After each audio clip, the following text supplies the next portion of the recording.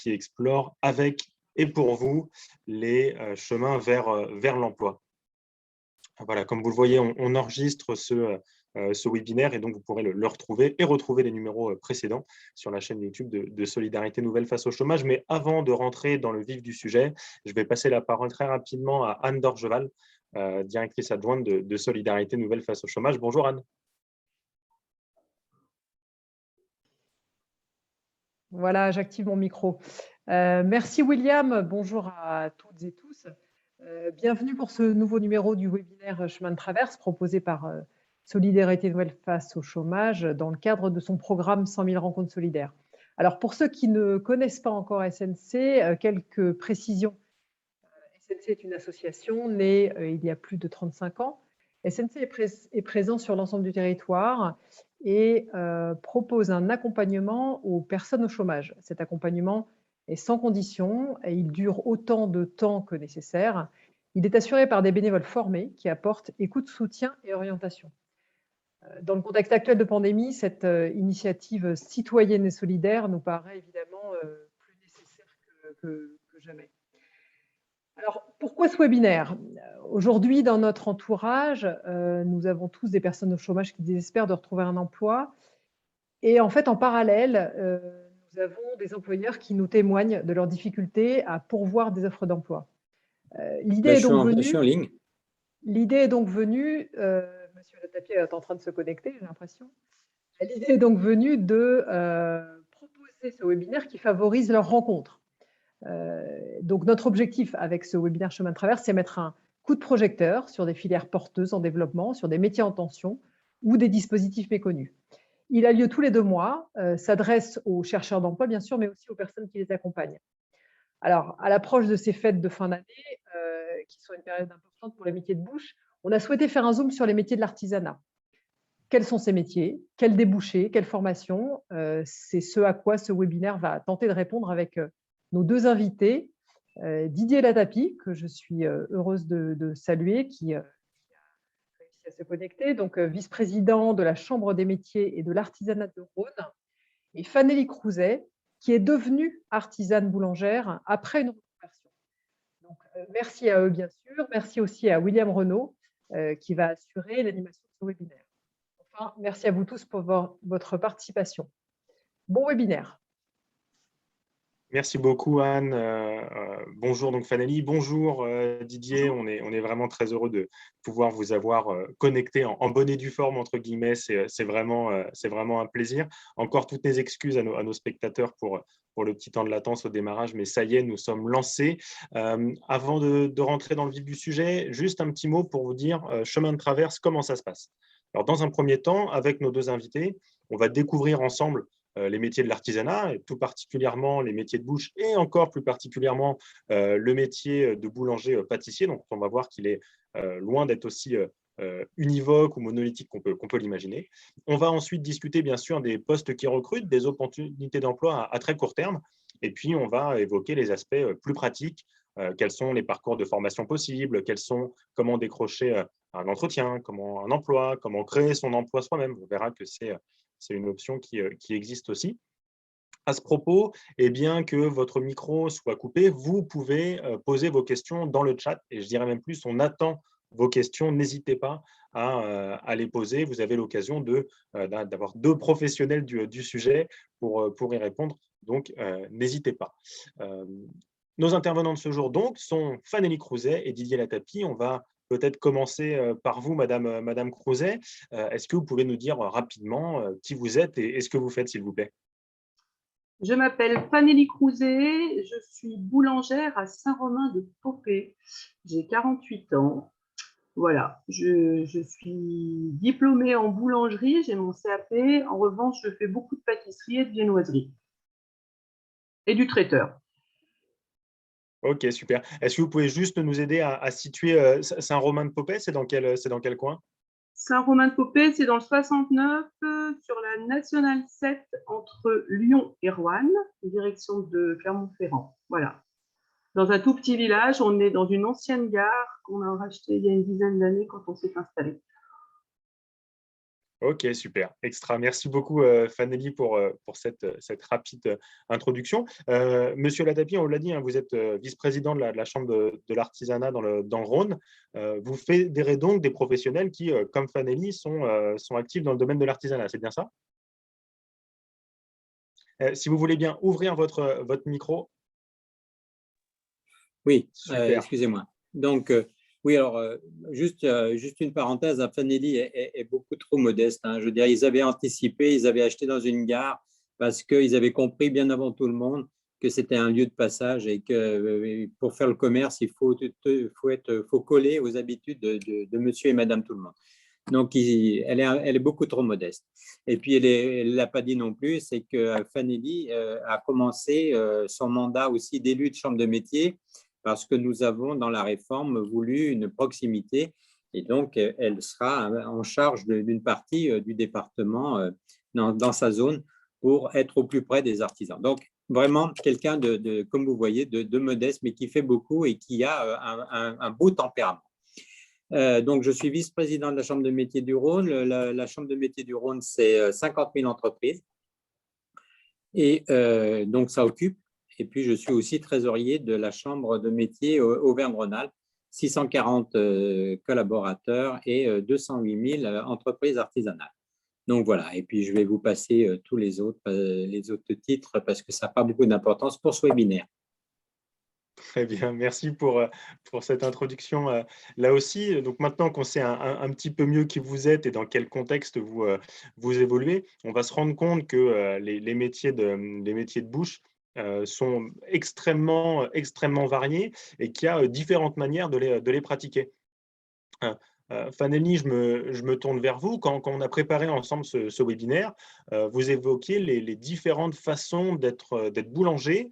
Est-ce que vous pouvez nous en dire un mot? Vous, par exemple, vous avez commencé votre pratique du métier en vendant des tournées sur les marchés, c'est bien ça?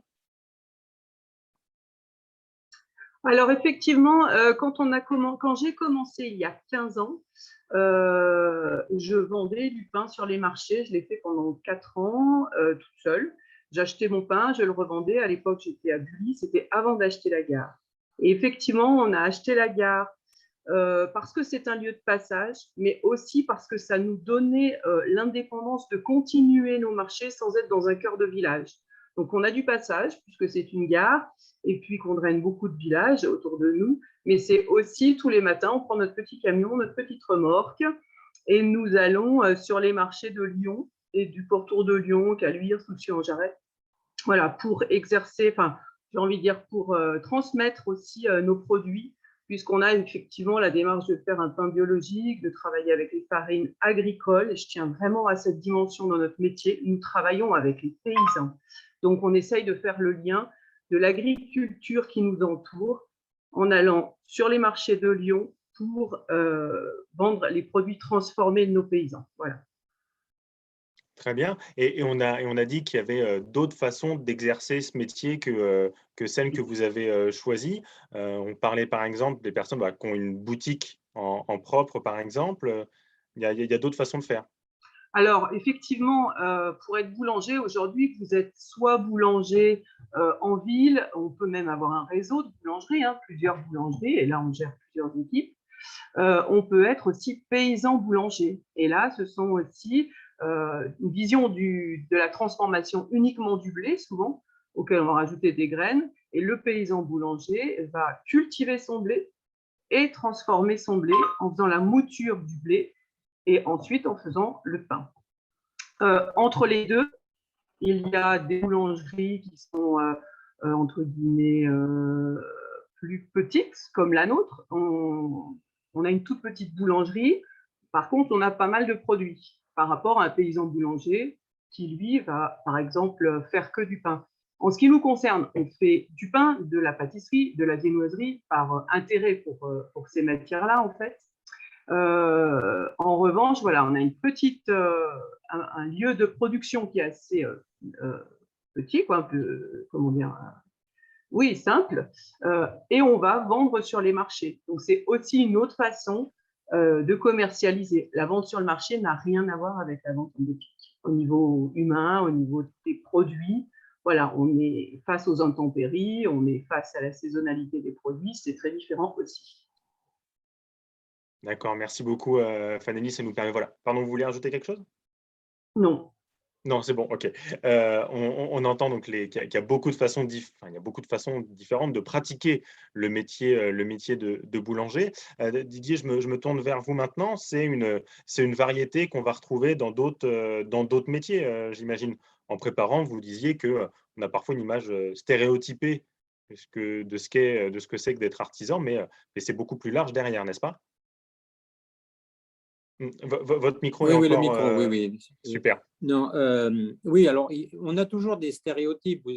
C'est vrai que l'artisanat, c'est 95% des personnes sont seules, n'ont pas de salariés. Donc, on peut avoir une image d'Épinal, de la personne qui est au fond d'une cour et tout ça, mais c'est pas ça, l'artisanat. Il y a de ça, mais il y a des métiers d'art, il y a des gens qui font des choses magnifiques et qui exportent énormément.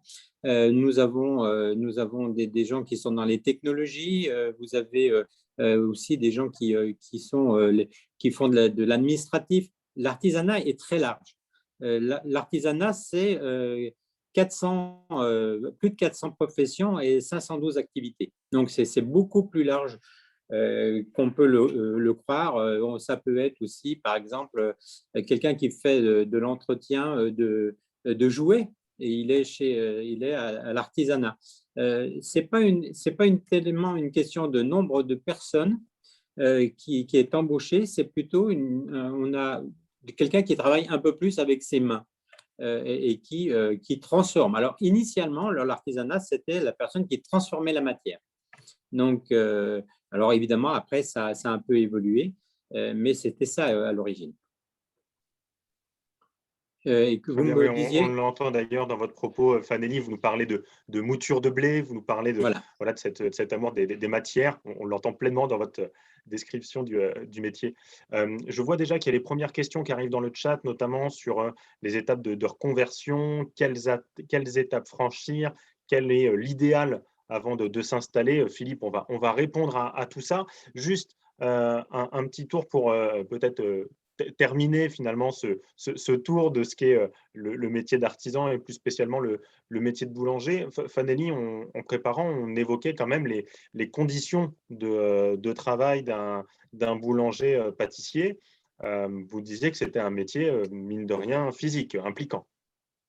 C'est un métier physique, mais j'ai envie de dire, le corps se fait à tout. L'important, c'est une question de rythme. Quand on rentre dans ce métier, on ne peut pas rentrer à 200 à l'heure. Ça veut dire qu'il va falloir avoir la patience. Hein, quand on a une pâtissière qui vient d'arriver dans notre entreprise, qui était ingénieure chimiste. 43 ans, elle a fait une reconversion en pâtisserie. Je ne peux pas lui demander la même chose qu'à une pâtissière ou un pâtissier qui aurait 20 ans de métier dans le rythme et dans la, comment dire, dans la capacité à résister, entre guillemets, au nombre d'heures ou au poids de la matière déplacée. Voilà. Donc, mais on arrive à tout. J'ai commencé la boulangerie, j'avais 36 ans. Au début, j'avais l'impression que c'était extrêmement difficile. Et aujourd'hui, ben, mon corps s'est modelé, entre guillemets, aux exigences du métier. Donc oui, c'est physique. Il faut simplement avoir la patience. Voilà. Tout ne se fait pas même en un an de formation. Souvent, les boulangers qui viennent chez nous en alternance pour un an en reconversion professionnelle me disent est-ce que je vais savoir faire du pain à Noël? Ils ont commencé en septembre leur formation. Non, on apprend à faire du pain en 10 ans. On apprend nos métiers en 10 ans. C'est une des spécificités de l'artisanat, c'est d'être patient et d'aller aussi à un rythme peut-être un peu moins important que celui qu'on voudrait, comment dire, c'est vrai qu'on veut aller très vite individuellement ou même nous dans les entreprises, on voudrait que les employés soient tout de suite formés, mais non, il faut être patient. Voilà. Mais en tous les cas, on y arrive quand on aime ce qu'on fait, il n'y a aucun problème.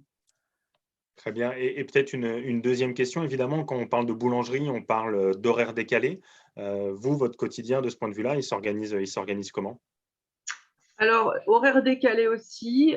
Chez nous, on a un quotidien qui est décalé un peu différemment de la profession. Nos boulangers travaillent de 5 heures du soir à minuit 1 heure, 2 heures du matin sur les grosses nuits, mais elles sont en général une par semaine ou une par mois ou deux. C'est en fonction en fait, du rythme, enfin, de la quantité de travail. Mais voilà, ils travaillent plutôt en après-midi. Notre spécificité aussi, c'est de ne les faire travailler que 4 jours par semaine ou 3 nuits et une journée. Notre pâtissière travaille, elle, de 6h30 à 13h30, donc c'est pas non plus des rythmes. Mais dans notre profession, il y a aussi des gens qui commencent à 2h30, par exemple, et qui vont finir à 10h30, 11h. Voilà. J'ai envie de dire, c'est un petit peu fonction de l'artisan. Nous, vraiment notre souci dans notre entreprise, c'est d'arriver à faire que toutes les personnes qui sont dans notre entreprise aient un rythme de vie qui convienne et avoir une vie à côté pour se ressourcer, pour se régénérer, c'est important. Très bien, on retrouve la dimension patience et humaine qu'on entend dans tout ce que vous dites dans votre conclusion. Je me tourne vers vous, Didier, maintenant. Et Fanelli, vous aurez l'occasion de nous dire comment vous êtes arrivé au métier de boulanger. C'est dans le cadre d'une reconversion, on l'a compris. Néanmoins, il y a d'autres chemins pour arriver à ce métier-là. Didier, vous parliez par exemple des formations initiales, de l'apprentissage. Est-ce que c'est la voie royale pour accéder à ces métiers-là? Alors, pardon, ouais, c'est mon brico est ouvert, ce coup-là. Bon, on va y arriver. Bon, alors effectivement, en France, on y distingue la formation initiale et la formation continue. Je pense qu'il faut vraiment voir les deux choses. La formation initiale, par définition, correspond à la formation de base, suivie avant d'entrer sur le marché du travail. Elle sert à acquérir des connaissances et des compétences nécessaires pour entrer dans la vie active. La formation continue permet à un salarié, à un chef d'entreprise ou à un demandeur d'emploi de développer ses compétences et d'en acquérir de nouvelles afin de contribuer à son employabilité. C'est pas plus compliqué que ça. Le financement de la formation, parce que je pense que les téléspectateurs, enfin téléspectateurs, les personnes qui assistent au webinaire voudraient le savoir, c'est que le financement est en grande partie, pour l'instant en tout cas, l'éducation nationale, de matière plus limitée, le fait de contribuer par les entreprises sur les taxes d'apprentissage, par exemple. Le financement de la formation continue est surtout le fait des entreprises, parce qu'il y a aussi une taxe pour la formation professionnelle, mais il y a l'État, il y a la région, il y a Pôle emploi dans le cadre de leur politique en faveur de l'emploi. Dans le cadre de l'enseignement professionnel, la formation initiale se déploie principalement dans le cadre de 2 dispositifs qui permettent d'aboutir au même diplôme, CAP, bac, bac pro, majoritairement. La formation sous statut école au sein des lycées professionnels. Alors, ça, on fera, je pense que vous le direz sûrement à la fin, mais nous, on vous communiquera pour que vous puissiez mettre en ligne toutes ces informations, et puis les personnes auront tout le loisir de pouvoir nous recontacter. On sera à leur disposition pour répondre je comprends bien que tout le monde n'ait pas l'envie ou la possibilité de tout noter. Mais période au lycée, quelques périodes de stage en entreprise, de 12 à 22 semaines de stage sur la totalité du diplôme. Le jeune conserve donc son statut de lycéen tout au long de l'année. Il bénéficie d'une convention de stage durant les stages en entreprise qu'il réalise. La formation sous statut d'apprenti, c'est un contrat de travail. Et ça, c'est vraiment une grande, grande différence qui se déroule en alternance entre une entreprise et un centre de formation des apprentis, ce qu'on appelle les CFA. L'apprenti donc est salarié. Il passera entre 1/4 et 1/3 de son temps en CFA et le reste du temps au sein d'une entreprise avec 1 mètre d'apprentissage. Parce que c'est ça qui est important, et c'est ça aussi l'investissement d'une entreprise. C'est que l'entreprise, elle va mettre, soit c'est le patron, soit c'est un maître d'apprentissage qui, lui, va consacrer du temps aux jeunes ou à la personne, parce qu'il est jeune et moins jeune, pour pouvoir le former. Donc, n'oublions jamais, parce que c'est peut-être un petit détail, mais nous sommes les seuls à former notre future concurrence. Non, mais c'est anecdotique, mais c'est quand même intéressant, quoi, je veux dire. Et ça veut dire qu'on n'a pas peur de la concurrence. La personne, elle peut faire différemment. quelqu'un qui va… Fanelli, à côté de chez elle, elle a un boulanger. Il fait autre chose. Donc, on n'a pas peur de ces éléments. Oui, on s'en parlait d'ailleurs dans la préparation. Fanelli, par exemple, disait, bah, moi, le boulanger de Saint-Romain-de-Popay, il a commencé à apprendre le métier, il avait 15 ou 16 ans. Il a fait un apprentissage et il a ouvert une boutique. Et vous avez une première carrière dans l'agroalimentaire avant de faire une reprise d'études, vous, Fanelli, c'est bien ça? Oui, tout à fait. J'ai toujours travaillé dans les métiers de bouche, plus ou moins loin. J'ai fait un DUT technique de commercialisation il y a quelques années maintenant. J'ai toujours travaillé comme commercial chez des traiteurs. J'ai travaillé chef de produit dans une très grosse entreprise, donc industrie agroalimentaire. J'ai travaillé aussi pour un réseau de théâtre, restaurant sur Lyon. Voilà, j'ai travaillé sur plein de métiers. Et il y a 15 ans, j'ai décidé de réaliser le rêve de ma vie, qui était de devenir boulangère. C'est un rêve de petite fille. Les odeurs de pain et de brioche qu'on allait chercher à Céron avec ma maman remontaient toujours dans mon esprit. Et vraiment, ça a été plus fort que moi. Il a fallu, voilà, c'était presque vital pour moi de devenir boulangère.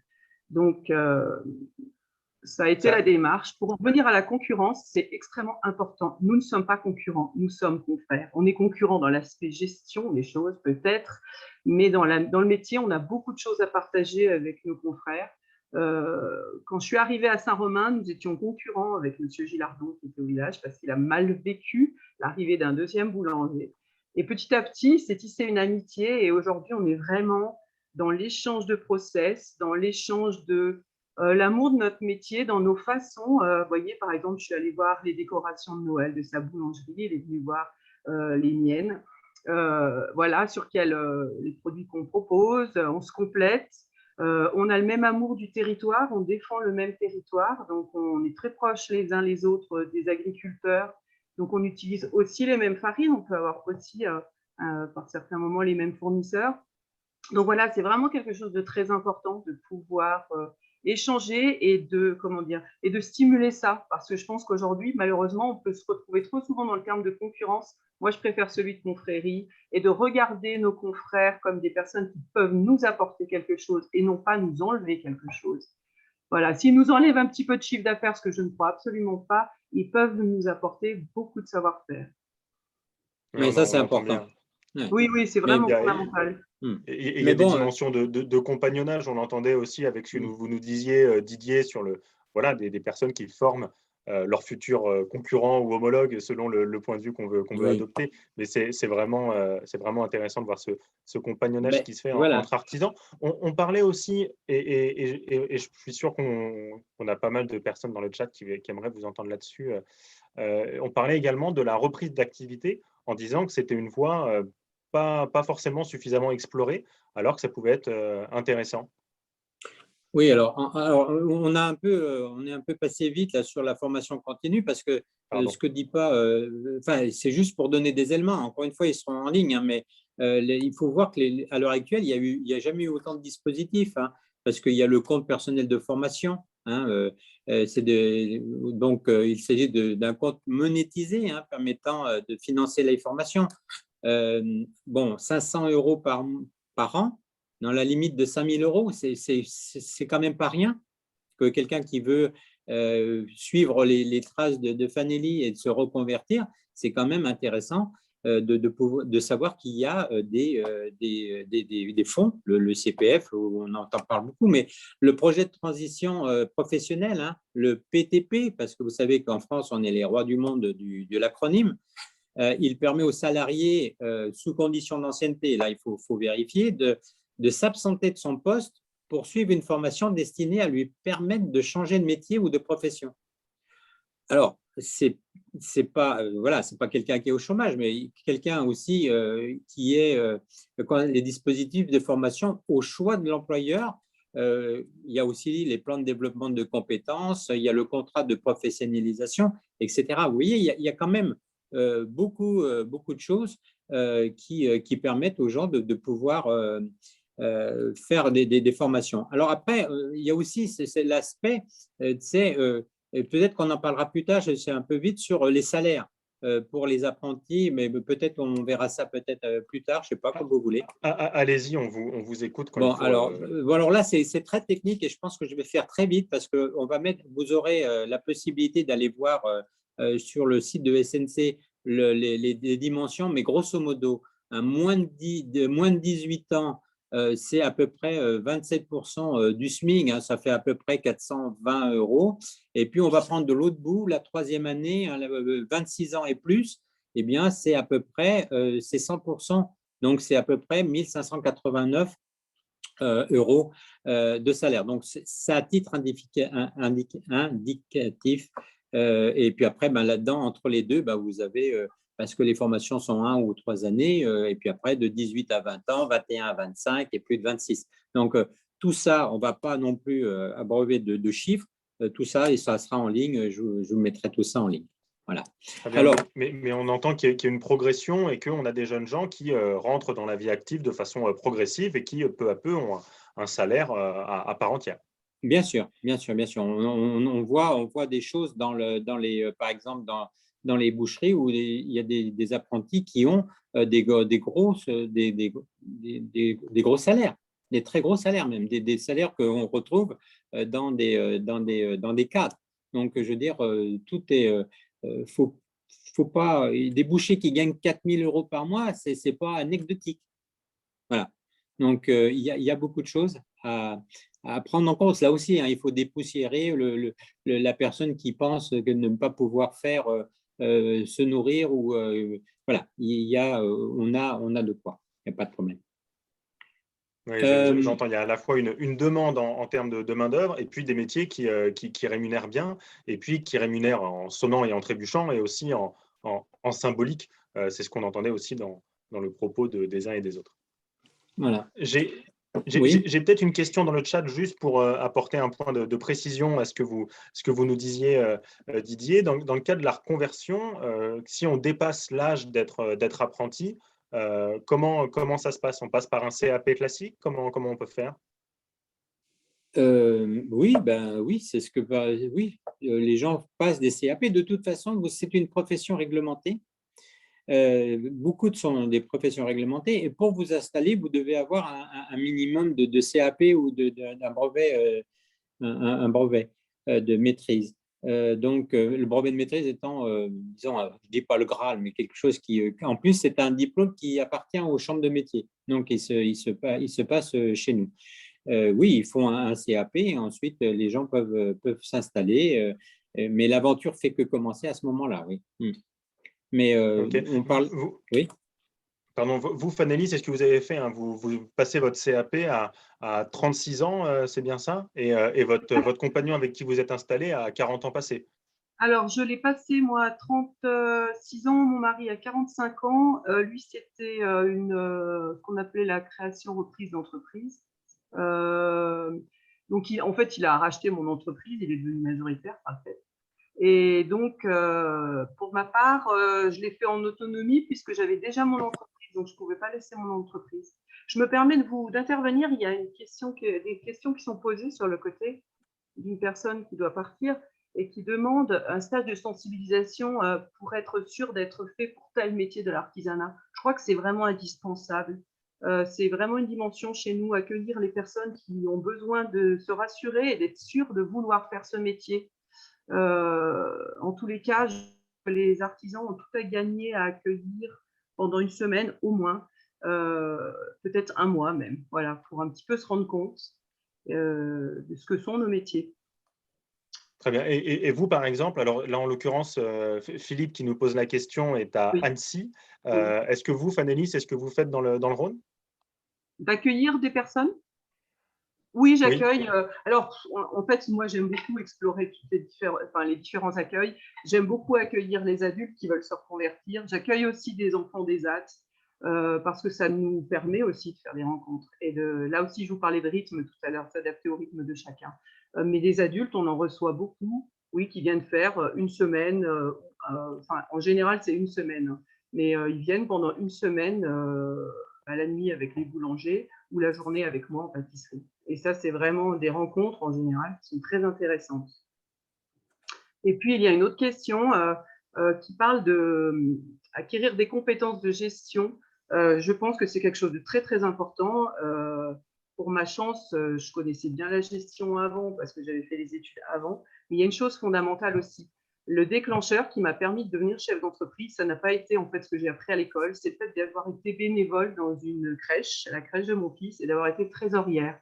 Je pense que le bénévolat et toute action est extrêmement importante et permet d'apprendre plein de choses aussi et de rassurer, de nous rassurer sur nos capacités en fait de faire les choses.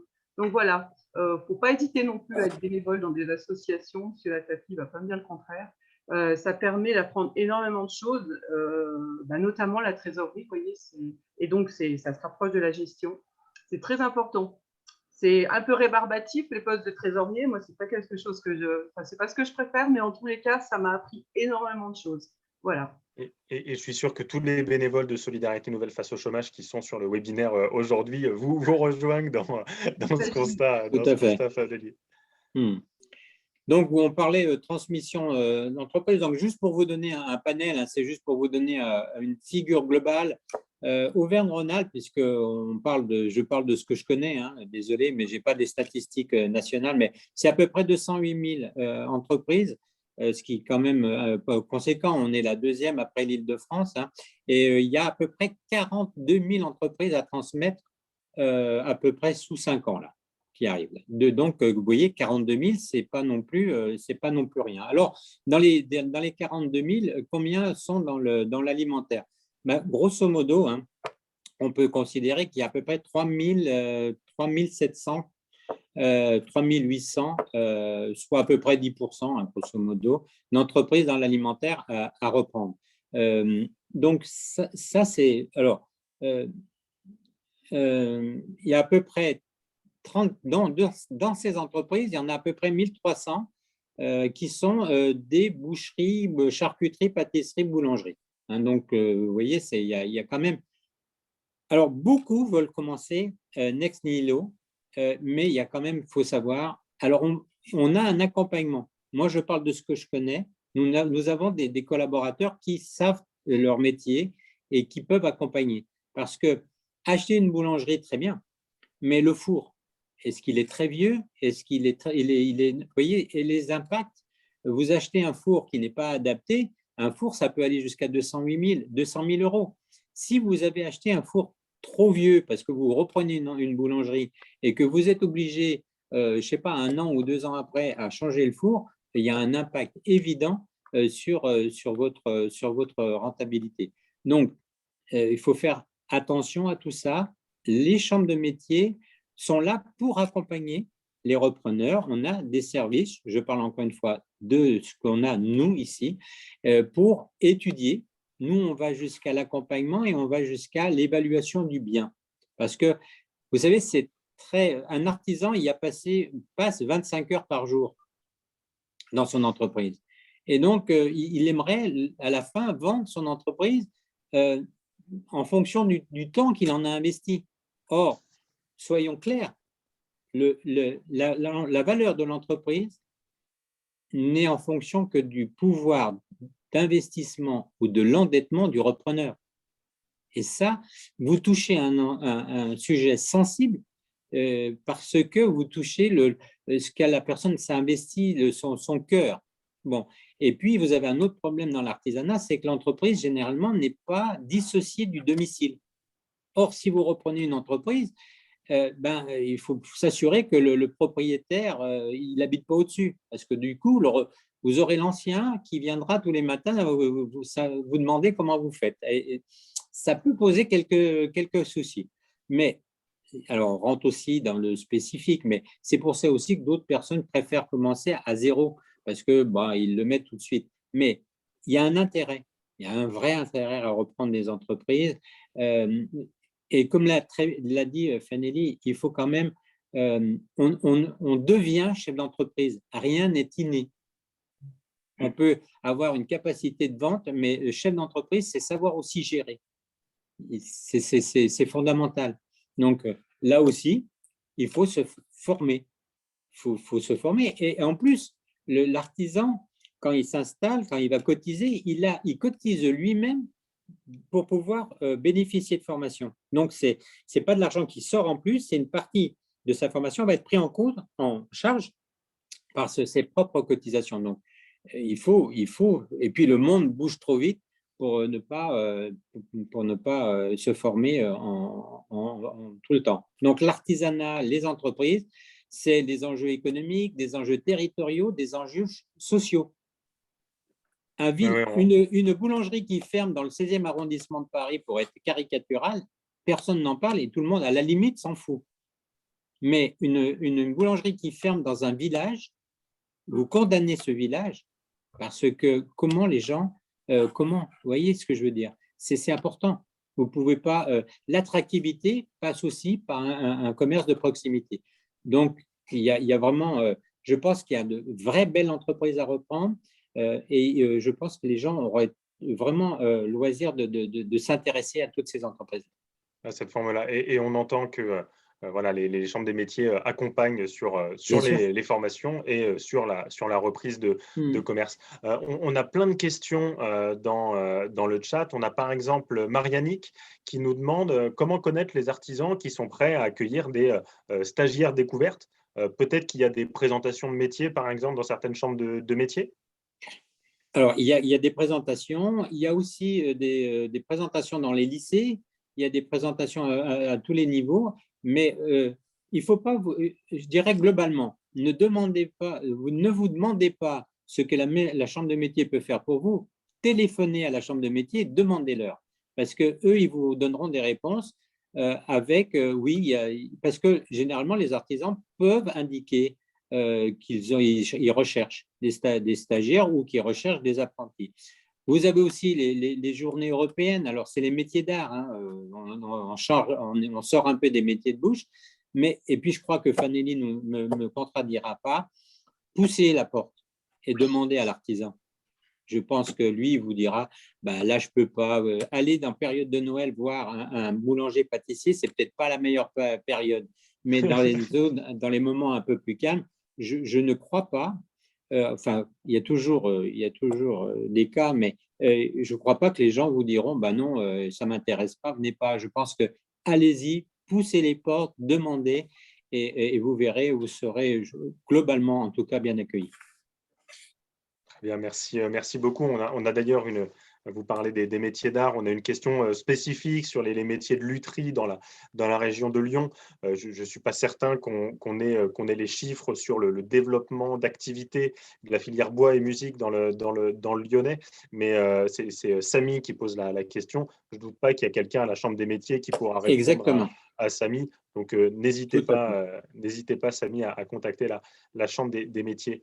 Je peux intervenir sur le luthier. Mais je vous en prie, Fanelli. Dans le Lyonnais, si ce monsieur est intéressé, nous avons un luthier à Saint-Romain-de-Popé qui fait un travail extraordinaire. Il fait des guitares magnifiques, il s'appelle Nicolas Gréau. Voilà, donc c'est juste pour lui dire, voilà, puisque voilà, ça sert le réseau. Enfin, quand je dis le réseau, c'est le fait de s'ouvrir. Sa femme expose des boucles d'oreilles et fait des planches à découper magnifiques avec les chutes de ses guitares. Et je les vends à la boutique, par exemple, où je les expose. Pour dire que l'artisanat, c'est aussi ça, c'est des transverses de plein de métiers. Et c'est des très belles rencontres. Voilà. Super. On entend vraiment dans tout ce que vous nous dites le fait que voilà, c'est un métier, mais ce n'est pas uniquement un métier, c'est une filière, ce sont des fournisseurs, des matières premières, ce sont des clients, ce sont des territoires. Et je pense que c'est vraiment au cœur de votre démarche à tous les deux et ça s'entend particulièrement bien. On s'était donné jusqu'à 13h45, mais on a démarré avec 2 petites minutes de retard. Peut-être qu'on peut encore prendre une ou deux questions. On nous demande, alors le taux de succès d'une reconversion professionnelle dans l'artisanat, c'est peut-être un petit peu compliqué. En revanche, les causes d'un échec éventuel. Qu'est-ce que vous avez fait, par exemple, vous, Fanelli, comme erreur, et vous vous dites à rebours, tiens, ça, le prochain aspirant boulanger qui vient me voir, il ne faut pas que j'oublie de lui dire. Je vais peut-être être un peu trivial. Ces métiers, ils sont longs. Il faut une dizaine d'années avant de vraiment prendre possession de ces métiers artisanaux. C'est vrai pour la formation, c'est vrai aussi pour comprendre comment ça fonctionne. Après, peut-être que tout le monde ne sera pas d'accord avec moi. Mais pendant des années, on est un petit peu crispé sur la rentabilité, sur les finances, sur comment ça fonctionne, etc. Le jour où je me suis dit j'arrête de cramper avec ça, c'est-à-dire avec le côté financier, ça a été beaucoup mieux. Je crois qu'il faut avancer pas à pas, il ne faut pas penser à une réussite fulgurante en 1 an ou 2 ans. Je crois qu'il faut, dans l'artisanat en tous les cas, avoir l'humilité d'avancer peut-être, voilà, là c'est la première chose, c'est de pas aller trop vite. Et la deuxième chose, c'est de ne jamais penser qu'on est seul. Didier a raison quand il dit qu'il faut se rapprocher de la Chambre des métiers, il faut aussi se rapprocher des confrères, il ne faut pas avoir peur non plus de ses fournisseurs pour se rendre compte que les difficultés, elles sont les mêmes pour tout le monde et qu'on n'est jamais isolé dans son coin. C'est peut-être une des choses, ce n'est pas une erreur que j'ai commise parce que moi, j'ai toujours été d'une nature assez ouverte à aller voir chez les autres ce qui se passait. Mais voilà, je pense que c'est très, très important de ne pas trop cristalliser sur la finance parce qu'on arrive toujours à équilibrer à un moment ou à un autre et à être bien, entre guillemets, par rapport à ça, je pense, hein, avec un peu de rigueur, parce qu'il faut beaucoup de rigueur dans nos métiers. Et puis voilà, vraiment, pas rester seul quand on est en difficulté ou quand on a un questionnement ou quand on a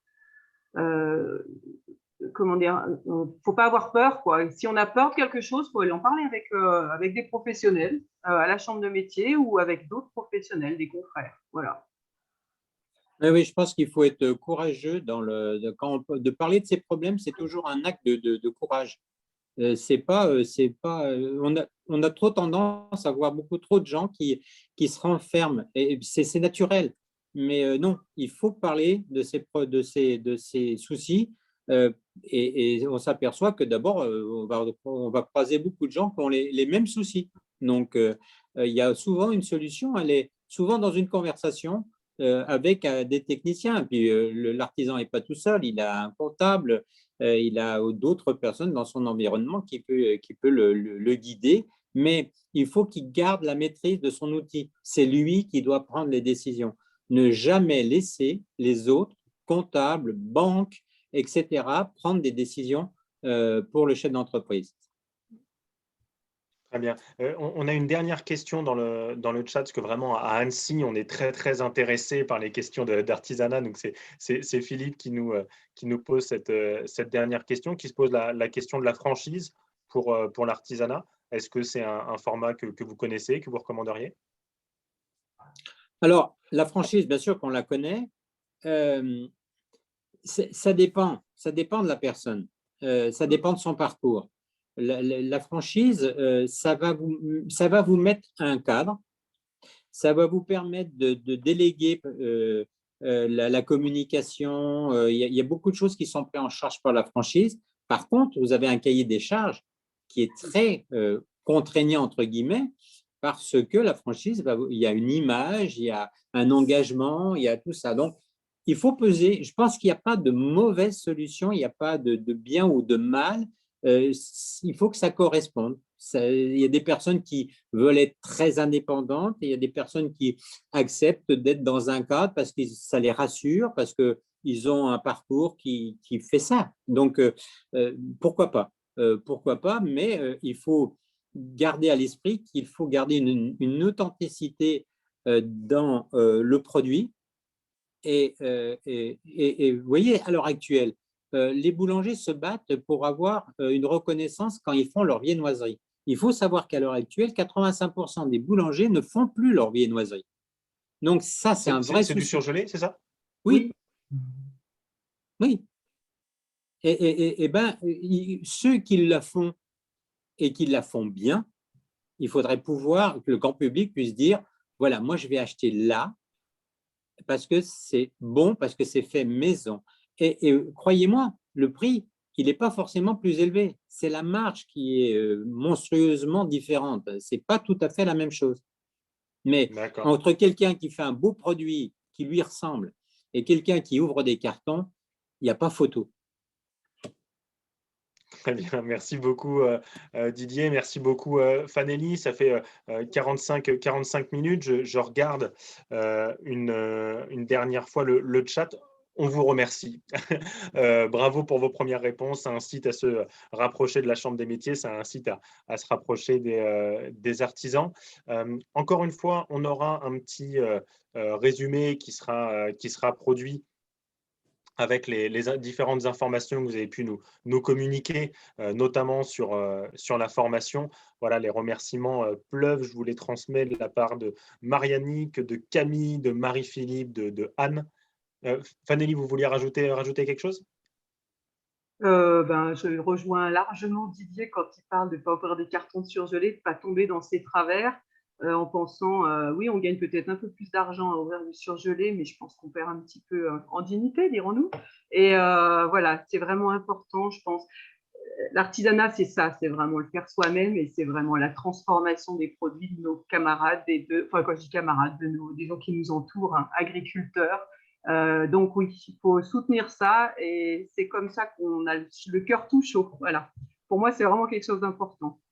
Merci, Eh bien, Didier, pour ton intervention. merci à vous deux. Merci pour votre complémentarité dans ce que vous nous donnez à voir de vos métiers. Et on sent bien, et l'un et l'autre, l'amour que vous portez à ce métier et à tout ce qu'il y a autour, puisqu'on l'a bien compris, c'est plus qu'un métier.